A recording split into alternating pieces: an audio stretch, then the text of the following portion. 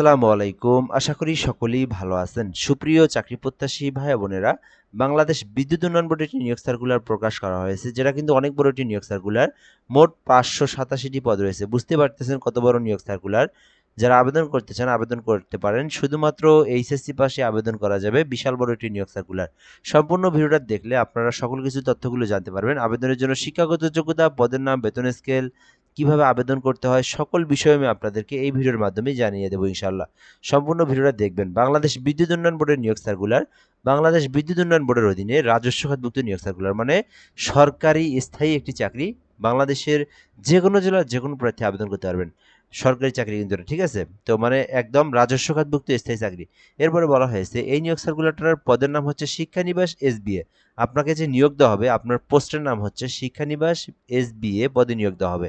এরপর বলা হয়েছে 2015 অনুযায়ী বেতন নিয়োগ দেওয়া হবে এবং 15 গ্রেডে নিয়োগ দেওয়া হবে। অর্থাৎ আপনি যে আবেদন করবেন এটি মূলত 15তম গ্রেডে আপনি আবেদন করবেন। আবেদনের বেতনটা দেওয়া রয়েছে 9,700 থেকে 23,490 টাকা। আর পে স্কেল বাস্তবায়ন হইলে কিন্তু এই বেতনটা আপনার দ্বিগুণ হয়ে যাবে, যেহেতু সরকারি স্থায়ী চাকরি এটা। এরপরে বলা হয়েছে বাংলাদেশি পুরুষ নাগরিকরা আবেদন করতে পারবেন। মানে বাংলাদেশের যে কোনো জেলার যে কোনো প্রার্থী যে কেউ আবেদন করতে পারবেন, তবে অবশ্যই শুধুমাত্র ছেলে প্রার্থীরাই আবেদন করতে পারবেন। ঠিক আছে, আশা করি বুঝতে পেরেছেন। আপনাদেরকে আরেকটা বিষয় জানিয়ে রাখি, আমাদের একটি ইউটিউব চ্যানেল রয়েছে, এম আর রাইহান হাসান, এই চ্যানেলটি, যেখানে বাংলাদেশের যত সরকারি নিয়োগ সার্কুলার প্রকাশ করা হয় সকল নিয়োগ সার্কুলার এখানে আপলোড করা হয়। আর ফেসবুক পেজ রয়েছে জব প্লাস বিডি।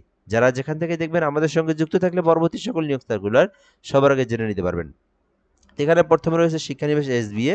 এইচএসসি বিজ্ঞান শাখা থেকে লেখাপড়া করতে হবে, অর্থাৎ যারা এসএসসি এইচএসসি সায়েন্স থেকে লেখাপড়া করেছেন তারাই শুধুমাত্র আবেদন করতে পারবেন। ভালো করে বুঝবেন, যেহেতু শিক্ষাগত যোগ্যতার তথ্যটি খুবই গুরুত্বপূর্ণ এবং ইম্পর্টেন্ট। সো এখানে যারা এইচএসসি করেছেন সায়েন্স থেকে তারাই আবেদন করতে পারবেন। এরপরে বলা হয়েছে যে কোনো পরীক্ষাতেই দ্বিতীয় বিভাগের নিচে পাওয়া যাবে না, অর্থাৎ মিনিমাম আপনাকে দ্বিতীয় শ্রেণী পেতে হবে। অর্থাৎ এখানে মিনিমাম 2 পয়েন্টের উপর আপনার এসএসসি 2 পয়েন্ট, এইচএসসি 2 পয়েন্ট।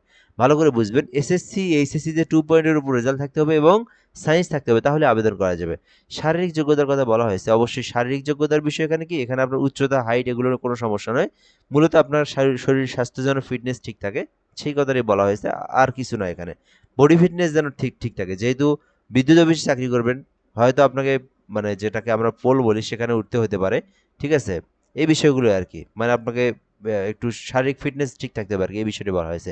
এরপরে বলা হয়েছে এই নিয়োগ সার্কুলারে 18 থেকে 32 বছর পর্যন্ত আবেদনটি করতে পারবেন। ঠিক আছে, এর পরবর্তী স্টেপের তথ্যগুলো রয়েছে আবেদনের সময় এবং কিভাবে আবেদনটি করবেন। আবেদনটা কিন্তু বর্তমানে চলমান রয়েছে। এই আগস্ট মাসের 23 তারিখ পর্যন্ত আবেদন করা যাবে, অর্থাৎ এই মাসের 23 তারিখ পর্যন্ত এই আবেদনটি করতে পারবেন।